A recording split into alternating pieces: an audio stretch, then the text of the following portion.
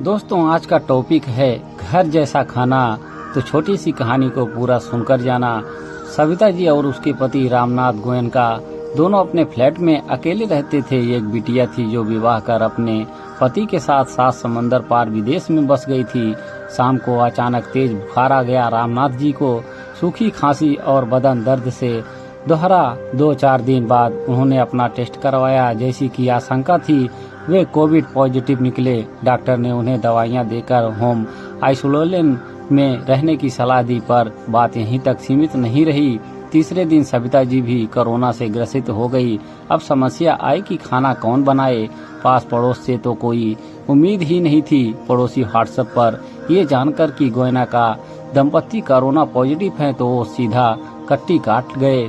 ऐसा व्यवहार करने लगे कि जैसे गोयनका दंपति अछूत हो। मजबूर होकर उन्होंने टिफिन मंगवाना शुरू किया, पर टिफिन का खाना देखकर वे दंग रह गए। इतना तला भुना मिर्च मसालों से युक्त भोजन उनके गले नहीं उतर रहा था, पर मरता क्या न करता।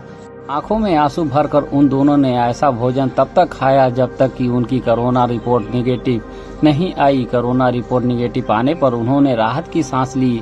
घर जैसा खाना खाने की चाह रखने वाले इस दंपति के मन में एक योजना आई। उन्होंने आपस में सलाह मशवरा करके योजना को असली जामा पहनाने का निश्चय किया।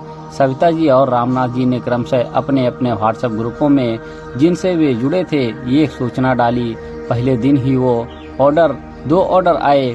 सविता जी ने अपनी सहायिका की सहायता से खाना बनाना और उसे डिस्पोजेबल पैक बॉक्स में किया और खाना पहुंचाने का काम रामनाथ जी ने संभाला। अब तो 2 से 4, 4 से 8, 8 से 10 ऑर्डर खाने के आने लगे। सविता जी ने अपनी सहायकों की संख्या में वृद्धि की। चूंकि कोरोना के मरीज के खाने में प्रोटीन की मात्रा अधिक होनी चाहिए, इसीलिए सविता जी ने ऐसी सब्जियां बनानी शुरू की जिसमें प्रोटीन की मात्रा अधिक हो। कभी सोया बड़ी की सब्जी तो कभी राजमा और सेम की सब्जी भी। और इन सब्जियों के साथ साथ गर्मा गर्म दाल चावल रोटियां और सलाद तो होता ही था। एकदम ताजा सुस्वादु पौष्टिक और घर जैसा भोजन भेजती थी। सविता जी ऑर्डर करने वालों को ऑर्डर बढ़ने लगे और सविता जी का किचन छोटा पड़ने लगा तो उन्होंने सोसाइटी के अध्यक्ष से सोसाइटी के क्लब हाउस में खाना बनाने की अनुमति मांगी।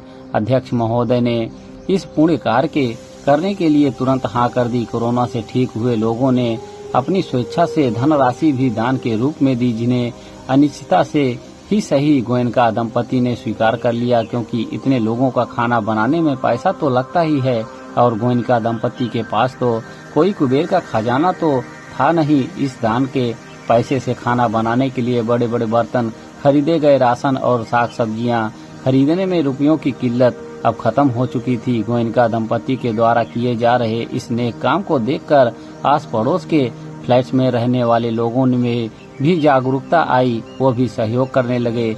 महिलाएं आटा गुंदवाने में, रोटियां बनाने में और सब्जी भाजी कटवाने में सहायता करती, तो पुरुष वर्ग बाकायदा चेहरे पर मास्क, हाथ में दस्ताने और सिर पर कैप पहनकर बने हुए भोजन को डिस्पोजेबल बॉक्स में पैक करते। युवा वर्ग भी पीछे नहीं थे। उन्होंने भी पैक किए हुए भोजन को भोजन का ऑर्डर देने वाले लोगों के पास पहुंचाने का भार संघर्ष अपने कंधों पर उठा लिया। एक टीम सी बन गई थी। कहाँ वो 2 ऑर्डर से शुरू हुआ काम अब 40 से 50 ऑर्डर तक पहुंच गया।